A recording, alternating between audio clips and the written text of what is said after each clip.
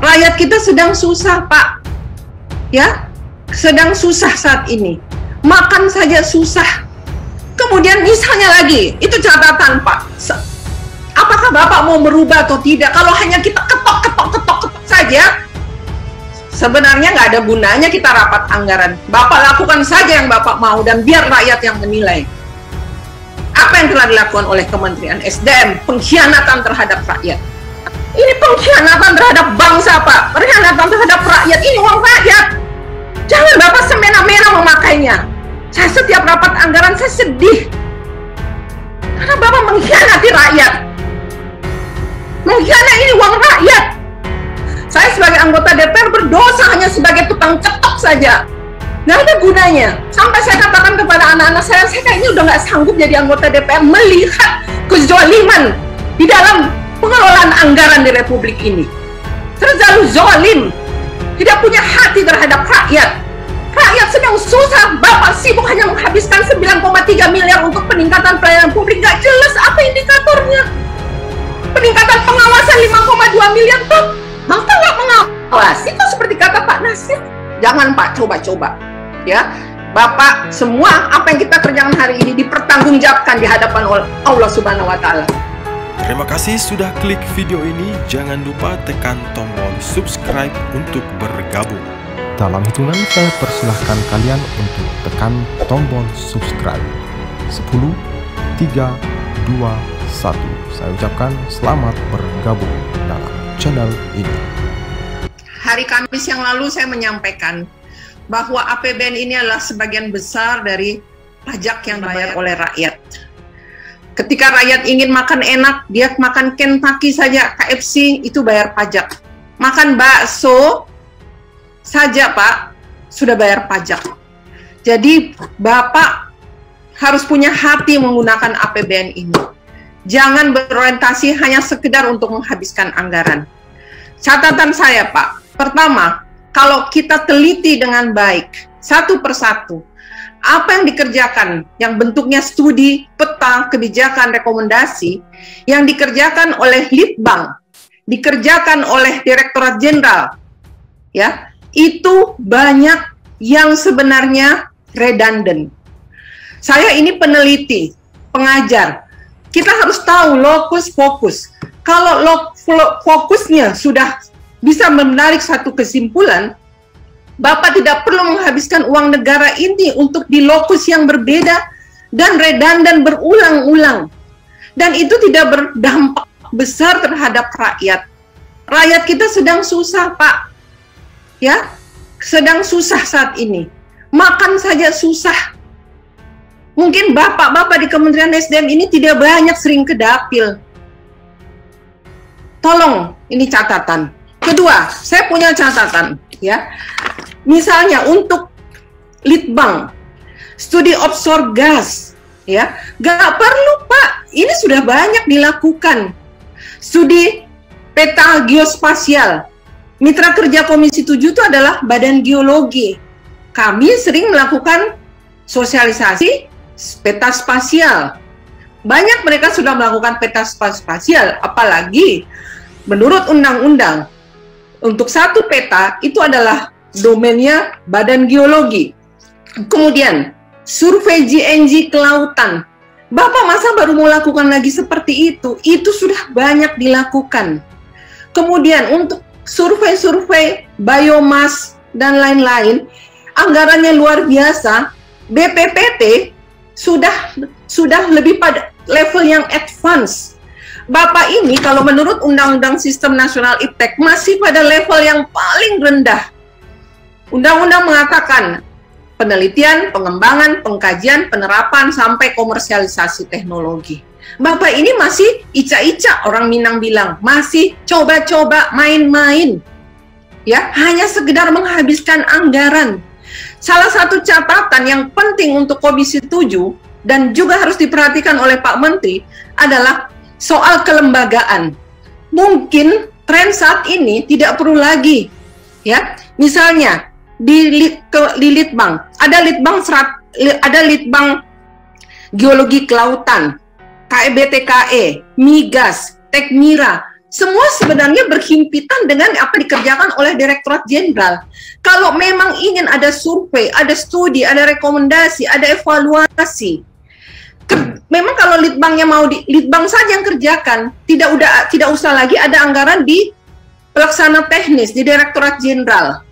Ini penting, Pak. Catatan saya, mudah-mudahan Pak Sekjen dengan followers yang mengikuti apa yang saya sampaikan dengan 287 miliar itu sudah ditonton oleh 11,8 juta orang.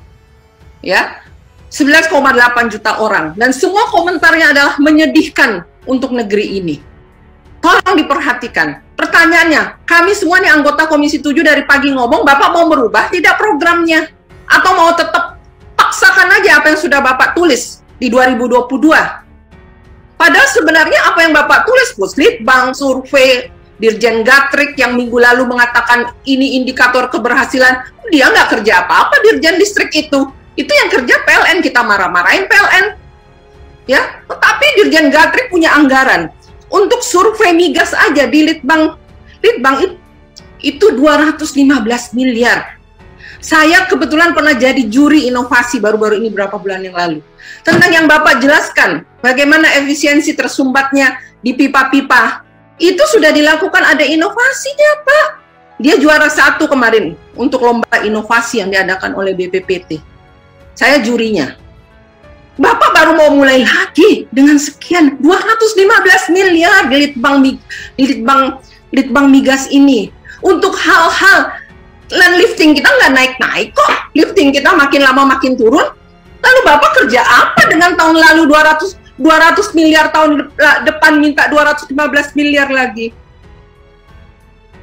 Untuk Bapak kerja apa selama ini lifting kita turun kok? Kemudian misalnya lagi, itu catatan Pak.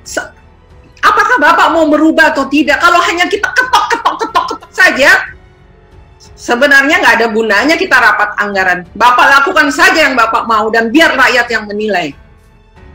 Apa yang telah dilakukan oleh Kementerian SDM? Pengkhianatan terhadap rakyat.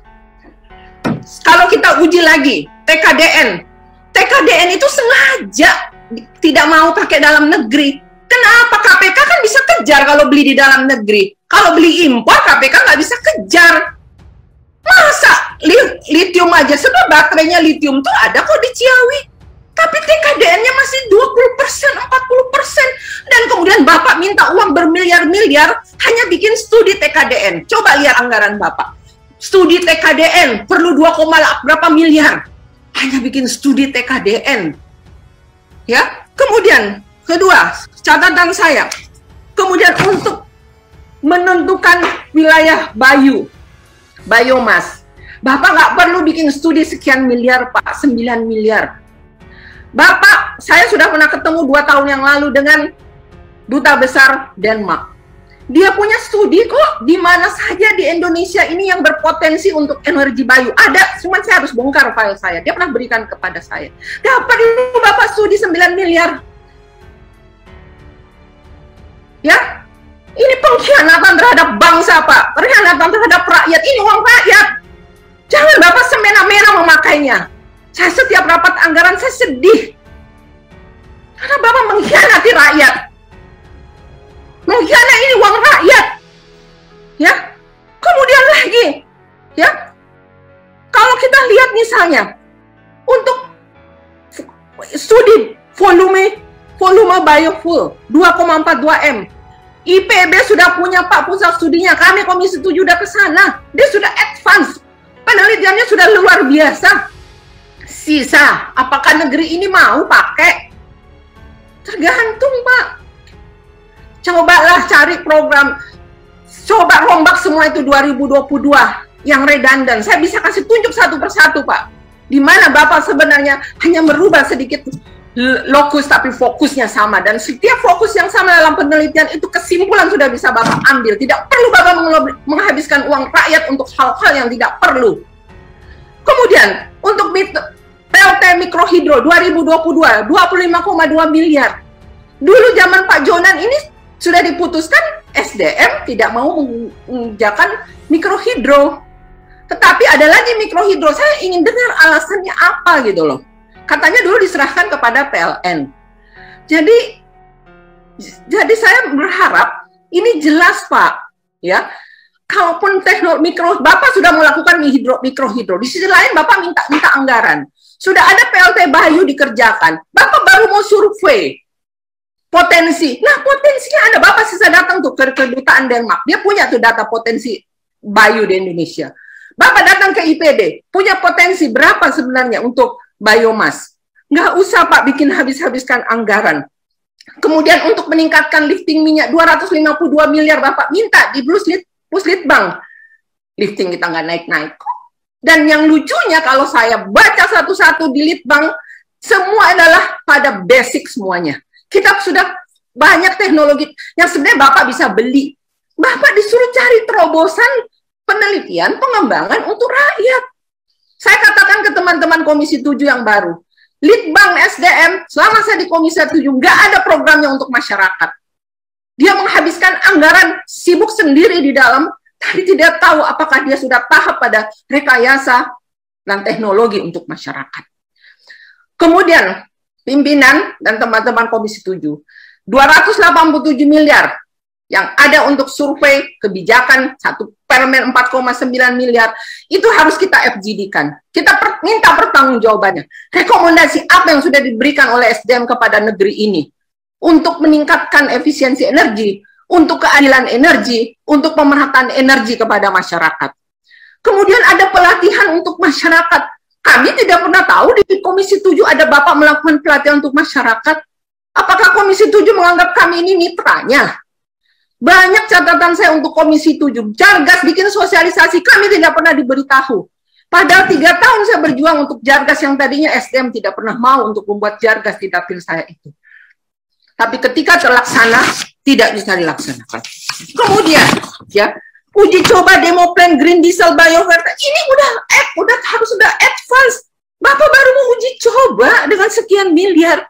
Kemudian ada lagi di Minerba, peningkatan pembinaan pengawasan PNBP, ya, 5,2 miliar.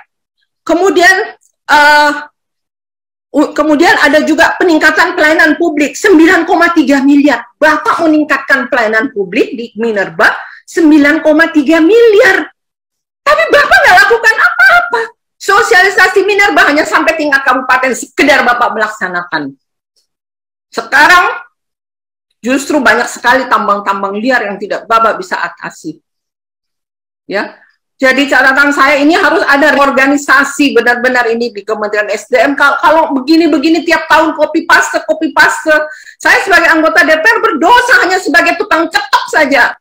Nggak ada gunanya. Sampai saya katakan kepada anak-anak saya kayaknya udah nggak sanggup jadi anggota DPR melihat kezoliman di dalam pengelolaan anggaran di Republik ini. Terlalu zolim. Tidak punya hati terhadap rakyat. Rakyat sedang susah, Bapak sibuk hanya menghabiskan 9,3 miliar untuk peningkatan pelayanan publik. Nggak jelas apa indikatornya. Peningkatan pengawasan 5,2 miliar, Bapak nggak mengawasi. Itu seperti kata Pak Nasir. Ini catatan saya sebenarnya masih banyak pimpinan. Tolong ini hati-hati. Ya. Apa yang sudah, terutama untuk studi, apa yang sudah dilakukan, nah itu jumlahnya miliar-miliar, ratusan miliar. Yang dilakukan oleh Puslitbang, jangan dilakukan lagi oleh Direktorat Jenderal, dan kalau sudah coba Bapak searching, makanya namanya ada istilahnya knowledge management. Semua yang sudah pernah dikerjakan di Republik ini Bapak cari dan tidak usah Bapak lakukan lagi dengan menggunakan uang rakyat ini. Terlalu rasanya kalau kita tidak pernah punya hati untuk memperbaiki kondisi. Kemudian untuk LPSHE, tolong Pak, jangan TKDN-nya 20%. Walaupun saya mau mencecar, Bapak merubah komitmen, tiba-tiba jadi LPSHE, nggak jelas. Tidak pernah konsultasi dengan Komisi 7. Bapak tiba-tiba sudah mau tender. Ya kan? Seperti itu. Jadi catatan saya banyak sekali, kalau saya hitung kembali anggarannya, luar biasa mainannya. Untuk studi, kebijakan, ya. Terutama juga di Dirjen Gatrek itu, banyak sekali juga studi-studi yang tidak perlu. Dirjen Gatrek itu sebenarnya sudah tidak perlu ada di Kementerian SDM ini. Dengan anggaran yang luar biasa tapi tidak punya manfaat untuk masyarakat. Demikian catatan-catatan saya bisa kasih Bapak tertulis, coba Bapak satu malam saya pelajari semua tadi malam, detail saya bisa berikan, ya. angka-angkanya, dan di mana redundannya, di mana fokusnya. Bapak bermain-main di ruang fokus. Kalau sebagai seorang peneliti saya tahu, dan jangan Pak coba-coba. Ya, Bapak, semua apa yang kita kerjakan hari ini dipertanggungjawabkan di hadapan Allah Subhanahu wa taala. Wabillahi taufiq wal hidayah. Wassalamualaikum warahmatullahi wabarakatuh.